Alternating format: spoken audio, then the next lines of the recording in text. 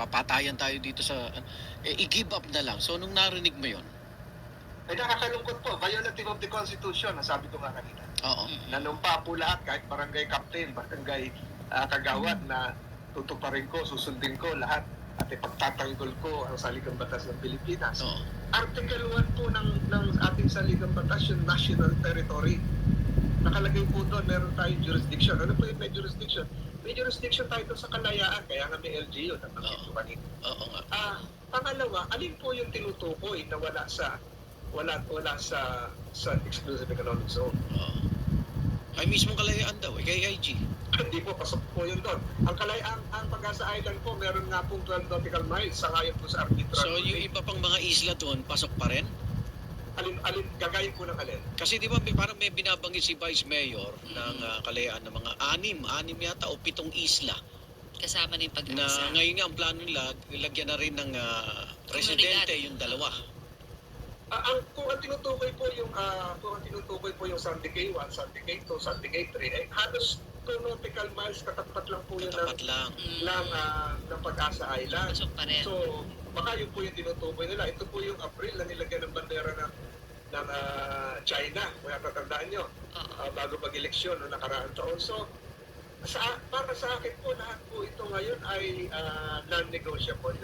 Yung 381,000 square kilometers na West Philippines ay in-affirm na po yan ng arbitral ruling na bahagi ng ating exclusive economic zone. At yun po ay sinama natin doon sa bagong batas na ginawa natin, yung Republic Act 12064, na isa nating armas ngayon. Armas po natin yan para magkaroon tayo ng enforcement sa ating sovereign rights. Armas po natin yan para gamitin ang ating mga diplomats para sa negotiation. At armas din po natin yan para ipakita sa buong mundo na ang Pilipinas ay sumusunod sa international maritime law order. So walang dapat i-give up. Wala po eh. Yung sinasabi... Ang dapat po i-give up ay yung maling mga premises.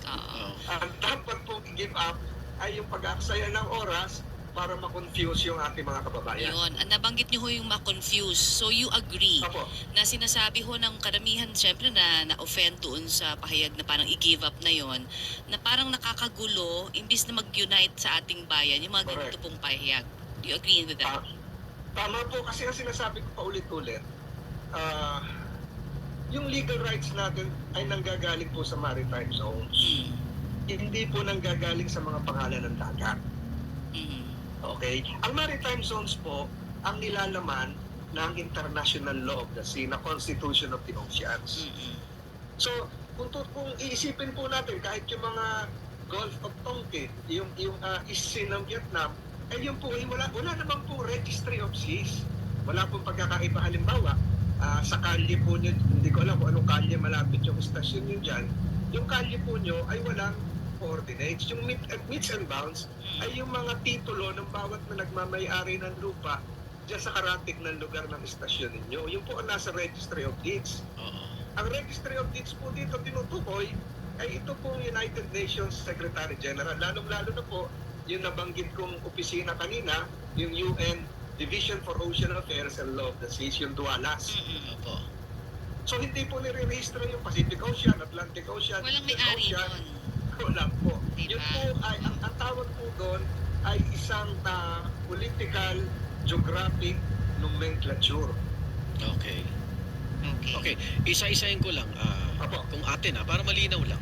Yung Lawak Island, labas ba ng EEZ yun? Yung Lawak Island po, hindi po sa bubuhat ng sariling bangko. Bago po ako umalis, ay yan po yung personal ko pong tinututok para mag-develop ng Navy. Okay. Ang naging problema lang po dyan, meron tayong mga migratory birds na talagang dapo doon. Kaya hindi pwedeng siguro malagyan ng airstrip dahil baka masak ng eroplano. Okay. So, ang treatment po dapat dito sa mga, kagaya po ng sinabi ng arbitral ruling, ang treatment po doon sa KIG ay hindi lang isang regime of islands, individual features. Okay. Kung ito ba ay rock, kung ito ba ay low tide elevation, Oo. kung ito ba ay High tide. high tide. Opo. Okay. Patag Island, atin.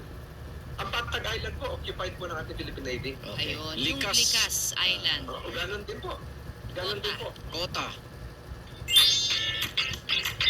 Using phone for navigation while driving is dangerous. Need a safe, convenient holder? This multifunction car mount Occupied po ng ating Philippine Navy. Okay. Ayun, yung Likas Island. Ganon din po. Ganon din po. Kota. Yung quota po ay, maaari magkamali ako dito, yung quota po ay saklaw din po natin yan. Okay. Panata Island, tsaka Parola. Yung parola,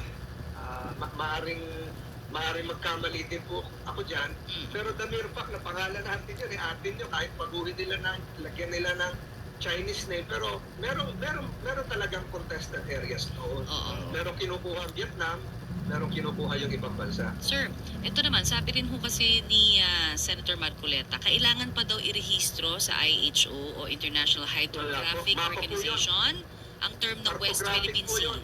Cartographic po yun. Okay. Hindi po nire-rehistro ang dagat. Mali Ang na. nire-rehistro po ay yung Kaya maritime na zones. nakukuha po itong mga ganito pong... Category error nga po yun. Okay. Kayo ho ba willing kayong to give the information? Kasi parang, ito nga, parang expertise nyo to patas eh. na, tsaka patas na eh. Oo. Batas na po ito. So, ulitin ko po. The West Philippine Sea is a national designation to portions of the South China Sea. Sinimulan po ito sa malangit tawa ni Presidente Pino, yung kanya executive order noong 2012. At sa batas naman po, hindi naman po sa pagbubuhat ng sarili pa po, yung batas po natin ginawa, yung Republic Act 12064, sinaad po natin sa batas yung pangalang West Philippine Sea. At doon naman po sa Archipelagic Sea Lanes Law, yung tatlong sea lanes natin, yung passageways, nilagay po natin yung Balintang Channel, nilagay po natin yung Celebes to West Philippine Sea, Sibuto to West Philippine Sea. So, maliwanag po yun, nandun po yung pangalan. Pero ang nagbibigay po sa atin ng karapatan ay yung coordinates ng maritime zones, na meron naman. Meron po. Ang Okay. nagtataka ako, bakit sinasabing wala? Bakit po sinasabing walang coordinates? Yung coordinates po ay 2009 pa nga ho yun. Kaya kong banggitin ngayon, mawalang galang na kung ano yung coordinates nung base point 69, yung sa Balaba, yung latitude ay 7 degrees, 48, 30, 69, longitude 116, 59, 39, 18. So ano pa ang hinahanap? So lahat pong ito patungkol sa sovereignty is non-debatable. Alright.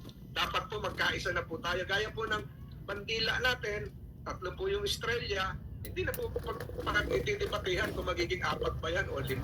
Non-debatable. Let's rally behind the flag. Alright. Okay. Thank Senador, you. salamat. Ingat ka. Salamat po.